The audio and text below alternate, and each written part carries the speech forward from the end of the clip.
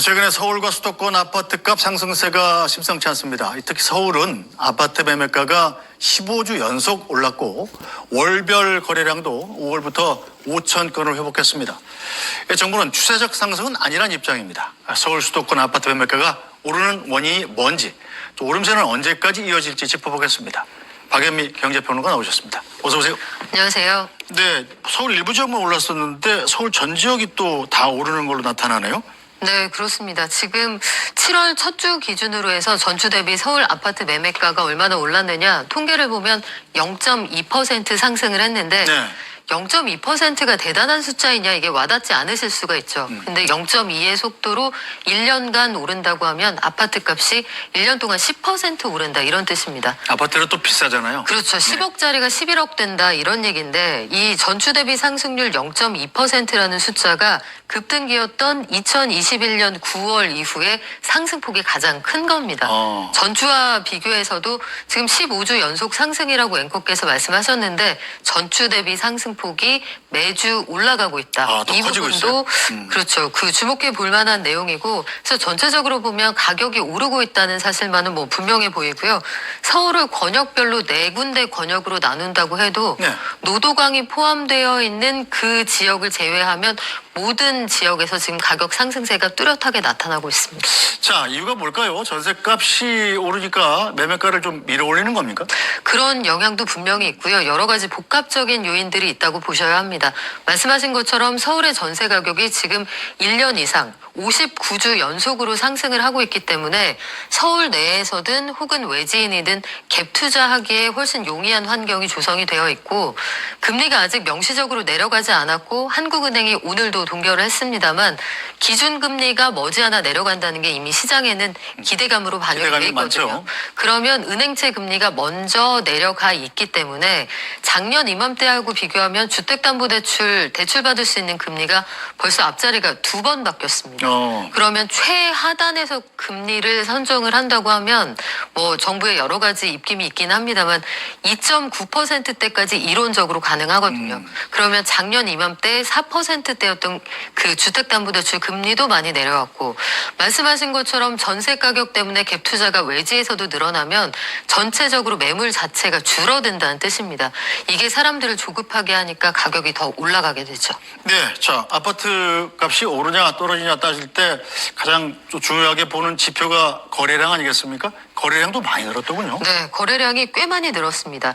7월 9일 기준으로 산정을 한 6월까지 신고 건수를 보면 이미 5천 건을 넘어선 상황이죠. 그런데 지금 6월 전체 거래 건수가 죄다 통합이 된 게 아닙니다. 7월 말까지 신고를 하게 되어 있으니까 앞으로 거래 건수는 훨씬 늘어날 수 있다는 전망이 가능하고 일부 전문가들의 경우에는 아마 최종적으로 통계가 나오면 저 숫자가 8천 건에 가까울 거다 이런 전망까지 하고 있어서 이 정도면은 2021년 급등기에 가장 거래가 많았던 그달보다도 거래량이 늘어난다는 뜻이거든요. 네. 전체적으로 시장에서 거래가 활발하고 그 와중에 이제 매물을 좀 회수하려고 하는 집주인들도 있어서 네. 이런 분위기가 한동안 좀 지속될 것으로 보입니다. 네, 서울 지역은 뭐 아파트 매수 심리도 100을 넘었더군요. 이건 팔겠다는 사람보다 사겠다는 사람이 더 많다는 뜻이죠? 네, 그렇습니다. 서울 지역의 아파트 매매 수급 지수라는 걸 우리가 통계로 내는데요. 100을 기준으로 해서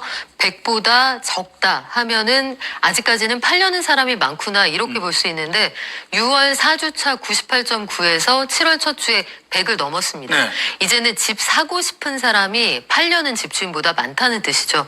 이렇게 하면 상승기에 접어들었다. 보통 이렇게 판단을 하게 되는데 앞서 말씀드렸던 서울의 그 권역별로도 보면 노도강에 있는 동북권은 아직까지 99.8입니다만 이쪽도 아마 다음 주쯤이면 그리고 조만간 이 100을 넘었다 이런 소식을 전해드릴 수 있을 것 같아서 서울 전역에서 이제는 집 사고 싶은 사람이 더 많다 이렇게 말씀드릴 수 있겠습니다. 네, 뭐 서울도 서울입니다만 최근에 서울에 붙어있는 경기도 아파트값 오름세가 또 심상치 않다고요? 서울 옆이라고 해서 옆세권이란 말도 새로 들었습니다. 그렇습니다. 그 부동산은 흔히 무슨 세권 이런 말 많이 쓰는데 뭐 슬리퍼 신고 다 해결된다 하면 스세권, 스세권. 쿠팡이 배달이 된다고 하면 쿠세권 이런 말이 있습니다만 옆세권이라는 건 서울의 인프라를 사실상 누릴 수 있는 서울 바로 옆 동네다, 근접한 동네다 이런 뜻입니다.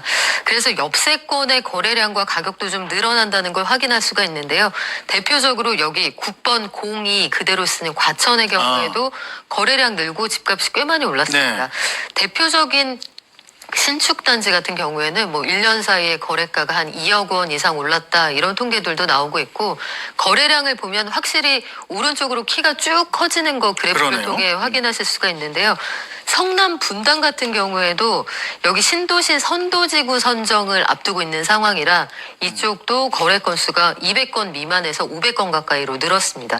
1월과 5월의 거래량을 비교해 놓은 그런 그래프인데요. 거의 2배쯤 늘었네요. 그렇습니다. 다들? 하남시도 마찬가지고 광명도 대표적으로 거의 준 서울이라고 보는 지역인데 여기에도 160건 남짓이었던 거래량이 한 250건 가까이로 늘었고, 네.